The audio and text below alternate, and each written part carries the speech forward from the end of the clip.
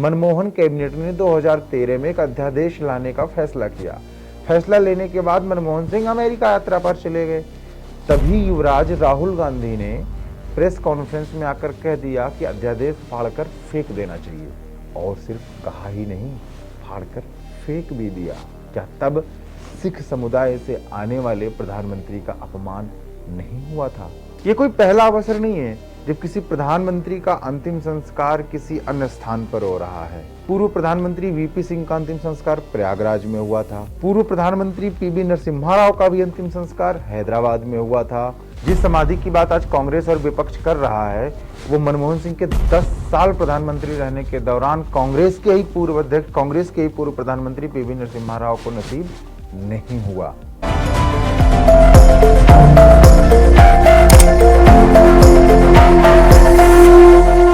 नमस्ते बंधुओं, मेरा नाम है सौरभ पांडेश्वर और आपका स्वागत, बंधन और अभिनंदन करता हूं मैं जेसी ग्लोबल टॉक्स के इस अंक में।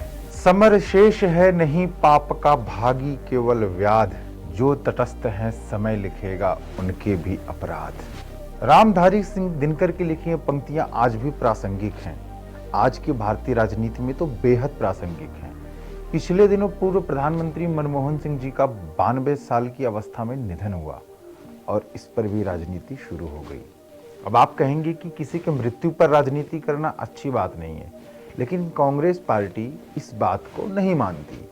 उसने और उसके साथ पूरे विपक्ष ने मनमोहन सिंह जी के निधन पर ओछी राजनीति शुरू कर दी। विपक्ष द्वारा मनमोहन सिंह के बहाने सरकार पर 2 निशाने दागे गए। पहला ये कि अंतिम संस्कार निगम बोध घाट में क्यों किया जा रहा है, राजघाट में क्यों नहीं। दूसरा ये कि उनके लिए स्मारक बनाया जाए, समाधि स्थल बनाया जाए, और इस बात को ऐसे प्रचारित किया गया जैसे कि मनमोहन सिंह का अपमान किया जा रहा है। वैसे मनमोहन सिंह का अपमान करने की गांधी परिवार की पुरानी परंपरा रही है। इस वजह से उन्हें लग भी सकता है कि भाई कोई और भी उनका अपमान कर रहा है, लेकिन सच क्या है आइए जानते हैं। जब बात वर्तमान की हो रही है तो ऐसे में जरूरी हो गया है कि इतिहास भी खंगाला जाए, वो परतें भी खोली जाएं जो समय की किताब में कहीं दब सी गई हैं। ये कोई पहला अवसर नहीं है जब किसी प्रधानमंत्री का अंतिम संस्कार किसी अन्य स्थान पर हो रहा है, मतलब राजघाट के अलावा किसी अन्य स्थान पर हो रहा है। कोई पहला अवसर नहीं है। पूर्व प्रधानमंत्री वीपी सिंह का अंतिम संस्कार प्रयागराज में हुआ था। पूर्व प्रधानमंत्री पीवी नरसिम्हा राव का भी अंतिम संस्कार हैदराबाद में हुआ था, क्योंकि दिल्ली में उन्हें करने नहीं दिया गया था। पूर्व प्रधानमंत्री पीवी नरसिम्हा राव का शव कांग्रेस मुख्यालय तक में नहीं ले जाने दिया गया था, जबकि वो कांग्रेस के अध्यक्ष भी रहे हैं और नियम के मुताबिक कांग्रेस मुख्यालय में उनके शव को अंतिम दर्शन के लिए रखा जाना चाहिए था।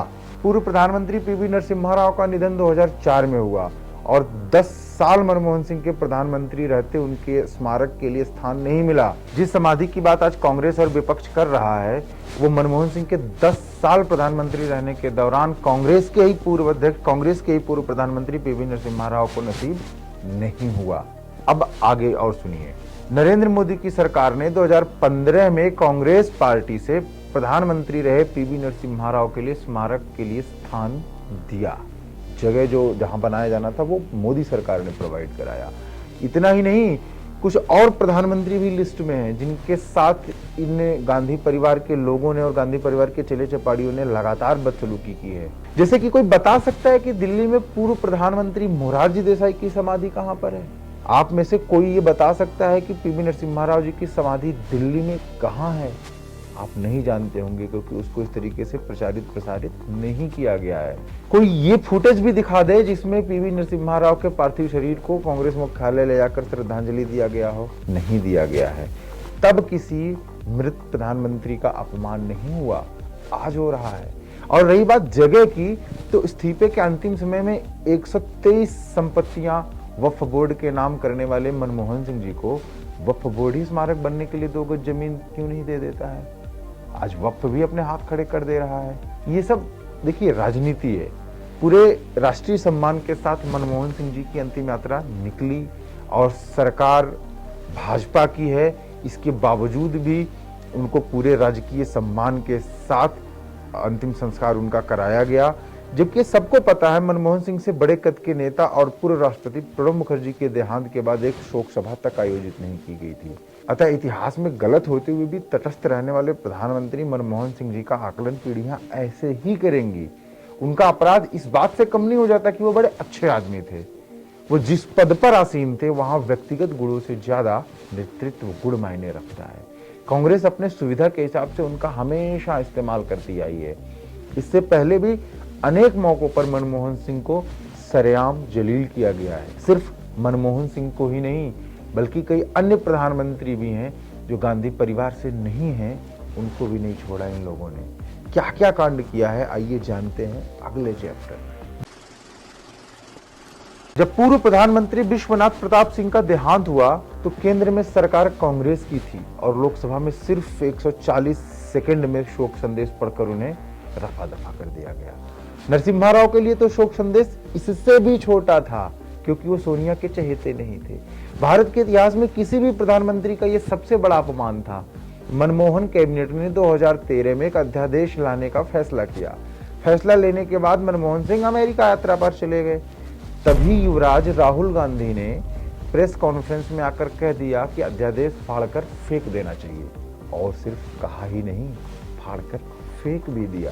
क्या तब सिख समुदाय से आने वाले प्रधानमंत्री का अपमान नहीं हुआ था?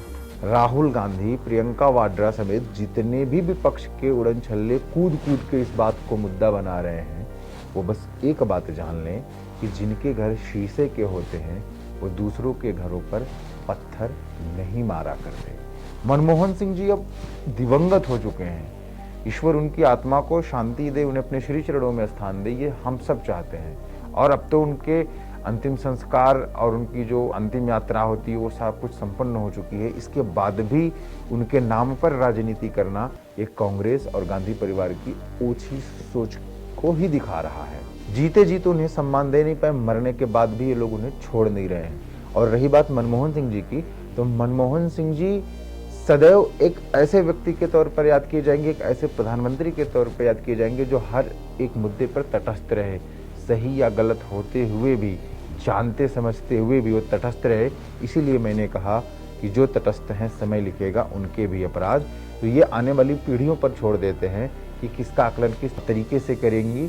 लेकिन जो मुद्दे की बात यह है कि जो उनके मृत्यु के बाद कांग्रेस लगातार इसको मुद्दा बना रही है कि उनका अपमान किया गया है, तो इसमें कोई सच्चाई नहीं है। उससे कहीं ज़्यादा अपमान तो स्वयं राहुल गांधी और उनके परिवार ने मनमोहन सिंह, और सिर्फ मनमोहन सिंह ही नहीं बल्कि जितने भी प्रधानमंत्री गैर गांधी परिवार के हुए हैं, सबके साथ यही सलूक हुआ है।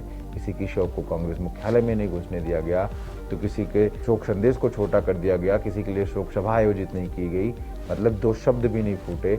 आज वो लोग सम्मान देने की बातें करते हैं। तो देश को देखना होगा और हमें देखना होगा कि इनके दिल में कुछ और है और ये हरकतें कुछ और करते हैं। ये चाहते हैं कि बस इनके हिसाब से सारी चीजें होनी चाहिए, जैसा ये कहें वैसा होना चाहिए, और सरकार को घेरने का कोई मुद्दा नहीं बचा। तो अब ऐसे मुद्दे पर किसी की मृत्यु पर भी राजनीति करने से बाज नहीं आ रहे हैं। मुझे लगता है भारतीय लोकतंत्र के लिए बहुत ही शर्मनाक और खेदजनक है, और भारतीय लोकतंत्र के भविष्य के लिए ये बहुत ही सोचने वाली बात है कि ऐसे लोग हमारे नेता प्रतिपक्ष हैं, ऐसे लोग हमारे सदन में बैठ रहे हैं जो किसी की मृत्यु को भी राजनीति का साधन बना दे रहे हैं। आपको ये वीडियो कैसी लगी कमेंट बॉक्स में बताएं।